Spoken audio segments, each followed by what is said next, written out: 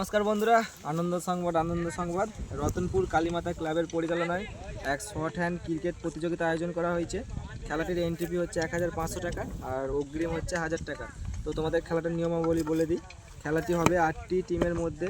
খেলাটিতে umpire এবং কাউন্সিলের সিদ্ধান্ত চূড়ান্ত খেলাটির লটারির মধ্যে জানানো হবে। খেলাটি নিজস্ব ব্যাট এবং 2টি করে সিক্সার বল আনতে হবে। প্রত্যেক টিমের বল ফেরত দেওয়া হবে না।